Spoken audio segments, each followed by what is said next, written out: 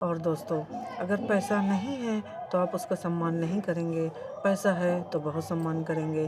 तो दोस्तों, अमीरी-गरीबी अलग चीज़ है और घर में आपके आए हुए अतिथि अलग चीज़ है।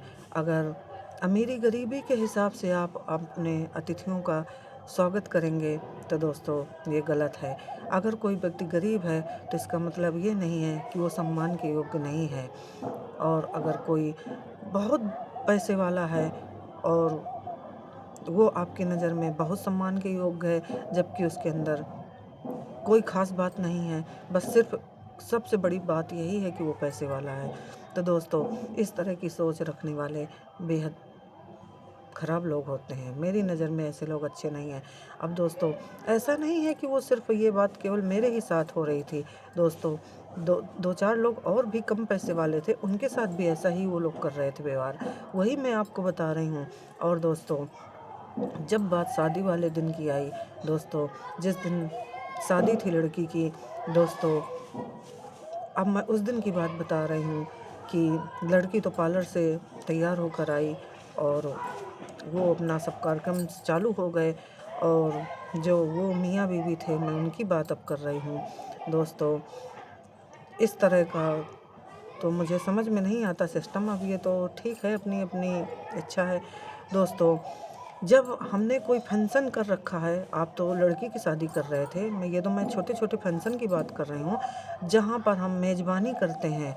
तो दोस्तों, हमारे मेहमान देवतुल्य होते हैं।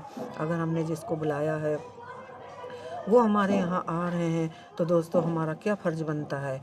दोस्तों, हमारा यही फ़र्ज़ बनता है कि हम आते हुए लोगों का सम्मान करें, उनकी देख-रेख करें और उनसे 2 शब्द बोल तो लें। कोई अपना कीमती समय निकाल कर हमारे घर में हमारी बेटी की शादी में आया है और हम अपने आप में मस्त हैं, अपने दिखावे में मस्त हैं, हमारे पास टाइम नहीं है उनसे मिलने का, देखकर हम उनको नज़रअंदाज कर रहे हैं। तो दोस्तों, ये कहाँ का तरीका है?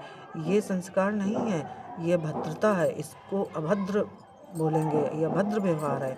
दोस्तों, मैंने उनकी बीवी को देखा और वो इतनी मगन, वो अच्छे से तैयार हुई थीं, अच्छी बात है, तैयार होना चाहिए, अच्छे से वो तैयार हो रही थीं। लेकिन अब मुझे वो बात कहनी नहीं चाहिए कि शायद उनके आगे बेटी की पोशाक और बेटी का मेकअप फीका पड़ जाता। बेटी की शादी कर रही थीं और बेटी से ज़्यादा अपना सजी-संवरी थीं। सजने-संवरने का भी एक समय होता है, एक पोजीशन होती है, समय देखा जाता है कि किस समय पर हमें किस तरह से तैयार होना चाहिए और किस तरह का व्यवहार हमें लोगों से करना चाहिए, इसका भी सेंस होना चाहिए। ऐसा नहीं कि हम अपने मन मुताबिक सब कुछ करें। दोस्तों, अब मैं उनकी बात कर रही हूँ कि उनके पास किसी से भी मिलने का टाइम नहीं था, सिर्फ़ अपने मायके वालों से ही मिलने का टाइम था। मायके वालों को आगे-पीछे करके और इस तरह से पोज़ दे रही थीं कि मुझे तो लग रहा था कि उनकी बेटी का वीडियो कम बनेगा और उन्हीं का वीडियो शूट ज़्यादा होगा। लेकिन ठीक है, अच्छी बात है, ये तो अपनी-अपनी सोच है। लेकिन आए हुए मेहमानों के बारे में तो सोचिए, जिन्होंने अपना कीमती समय निकाल कर आपके पास आए हैं। उनकी तरफ देखने का, उनसे मिलने का आपके पास टाइम ही नहीं है, क्योंकि आपको वीडियो और फ़ोटोशूट कराने से ही फुर्सत नहीं है। दोस्तों, वो किसी से नहीं मिल रही थीं, सिर्फ़ अपने मायके वालों को अपने आगे-पीछे किए हुए सिर्फ़ फ़ोटोशूट करा रही थीं और बेटी की शादी कर रही थीं। दोस्तों, आए हुए मेहमान का कम से कम स्वागत तो करिए, उनसे मिलिए तो, जो कीमती समय निकाल कर आए हैं। क्या वो आपका वैभव देखने आए हैं?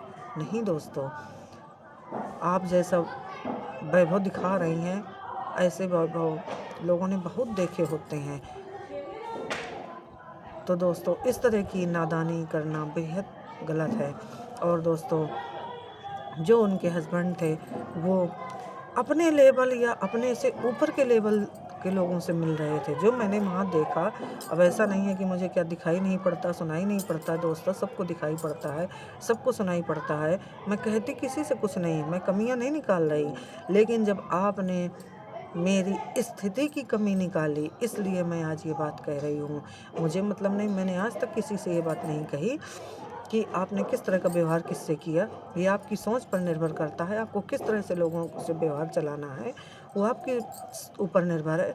लेकिन आपने जैसे कहा कि वो आई तो कौन सा बड़ा व्यवहार कर गईं, एक साड़ी दे गईं, साड़ी तो ऐसी दे गईं कि मेरी बेटी तो कभी पहनेगी ही नहीं जीवन में, और 250 रुपट्टी दे गईं। तो बस मैं उसी बात को आपको बताने की कोशिश कर रही हूँ कि आपने मेरी स्थिति पर उँगली उठाई, तब मैं आपके काम में उँगली उठा रही हूँ कि आपने कैसा व्यवहार किया। दोस्तों, उनके जो हस्बैंड थे वो अपने बराबरी के लेवल से और ऊपर के लेवल वाले लोगों से मिल रहे थे। दोस्तों, इस तरह का व्यवहार गलत है। फिर आप अपनी ही बराबरी के लोगों को और अपने ऊपर वाले लेवल के लोगों को बुलाते, आप आम लोगों को मत बुलाते। कोई ज़रूरी नहीं था कि आप फ़ॉर्मेलिटी अदा करें। हाँ दोस्तों, इस तरह की फ़ॉर्मेलिटी अदा करके किसी को बुलाकर किसी का अपमान नहीं किया जाता। अगर आपके पास दम है सम्मान करने की तो बुलाइए, वरना मत बुलाइए। इस तरह का व्यवहार करना सर्वथा गलत है। और दोस्तों, इस तरह की कमियां जो मुझे नज़र आईं वो मैं कह रही हूँ। अब उनका बेटा बचा है, 2 लड़कियों की शादी हो गई और अब उनका बेटा बचा है। और ये मैं हाँ वीडियो के माध्यम से कह रही हूँ कि मैं उनके बेटे की शादी में नहीं जाऊँगी, क्योंकि ऐसे लोग भले ही पैसे से ऊपर हैं लेकिन बेहद तुच्छ लोग हैं, और ऐसे तुच्छ लोगों से मैं व्यवहार नहीं रखती। वो कितना भी अपने आप को बड़ा समझते हों, लेकिन मेरी नज़र में वो बेहद छोटे हैं और बेहद तुच्छ लोग हैं, जो अपने से कम पैसे वालों को इस तरह की निगाह से देखते हैं और ऐसा व्यवहार करते हैं। हाँ दोस्तों, इस तरह के लोग मुझे पसंद नहीं, क्योंकि जहाँ पर इंसानियत ना हो तो वहाँ पर ऐसा व्यवहार नहीं करना चाहिए। और दोस्तों, अब मैं वो बात नहीं कहना चाहती थी, लेकिन अभी वीडियो के माध्यम से बात उन तक जाएगी ही, तो अब मैं पूरी बात कह देना चाहती हूँ कि दोस्तों, 4 साल से ऊपर हो रहा है उनकी बेटी की शादी को, और दोस्तों 1 साल भी उनकी बेटी की शादी नहीं चली। 1 ही साल में बेटी वहाँ से रिटायर हो गई, और ये बात वो सबसे छिपाने की कोशिश करते हैं।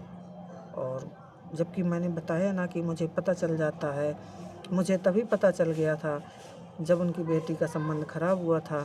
वो सबसे झूठ बोलते हैं, कभी किसी से नहीं कहेंगे। कोई कहेगा, जब भी कोई कहीं जाएगा उनके यहाँ जाएगा, उनसे मिलेगा तो कोई बात चलती है, सभी लोग पूछते हैं बच्चों के बारे में, कोई बात चलेगी तो कहते हैं हाँ अभी जाएंगी, हाँ अभी ससुराल जाएंगी। और दोस्तों, बहुत पैसा उन्होंने खर्चा किया था शादी में। लगभग मेरे अंदाज से जो मैंने अपना अंदाज़ा लगाया था, वो करीब 32-35 लाख रुपए उन्होंने खर्चा किए। और इतनी रकम खर्चा करने के बाद भी दोस्तों, उनकी बेटी की शादी 1 साल भी नहीं चली। तो इसका मुझे बेहद कष्ट है। भले ही वो अब नहीं किसी से बताते, अपनी बात सभी लोग छिपाते हैं, अच्छी बात है, लेकिन ये मुझे जानकर बहुत कष्ट हुआ। और उनकी बेटी का संबंध खराब होने में भी उनकी मिसेज का, यानी बेटी की माँ का हाथ था। दोस्तों, अपने बच्चों को स्वतंत्र रूप से जीने दीजिए, सिर्फ उनका मार्गदर्शन करिए, उन्हें आगे आगे चलने दीजिए, पीछे से आप सपोर्ट करिए।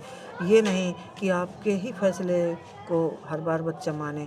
बच्चों को भी फैसले लेने दीजिए, शुरू में छोटे से उन्हें धीरे धीरे इस तरह से ढालिए और छोटे छोटे फैसले लेने दीजिए।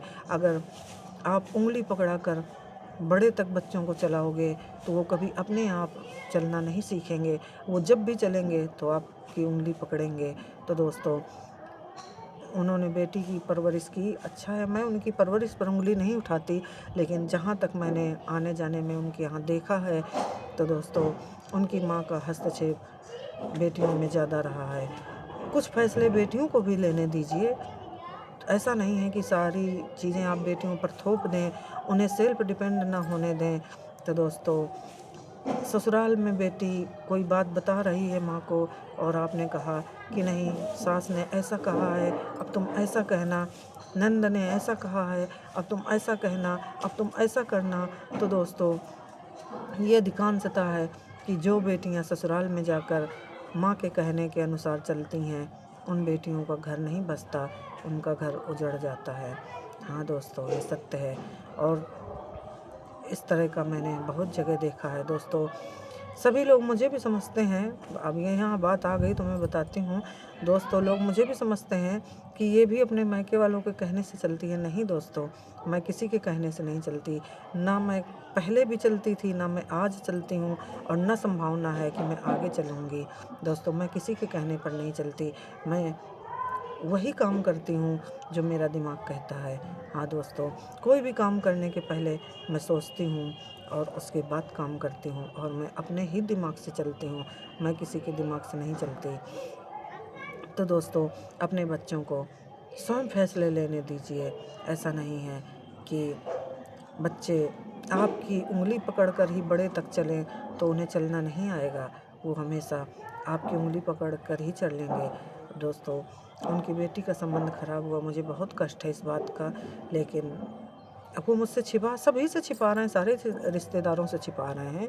तो अच्छी बात है, छिपाना चाहिए, लेकिन अब मैंने बताया ना कि मुझे पता चल जाता है और मुझे मालूम हुआ जब, तो बहुत कष्ट हुआ। लेकिन क्या करें दोस्तों, कुछ चीज़ें अपने हाथ में नहीं हैं। मैं तो यही ईश्वर से विनती करती हूँ कि किसी की भी बेटी हो, बेटी अमीर की हो या हो गरीब की, कौन कहाँ जाएगी, ये बात है नसीब की। तो दोस्तों, मैं तो ईश्वर से विनती करती हूँ कि जिसकी भी बेटियाँ जहाँ जाएँ अपने अपने ससुराल में, सब खुश रहें और सभी सुखी रहें। जय श्री राम मित्रों।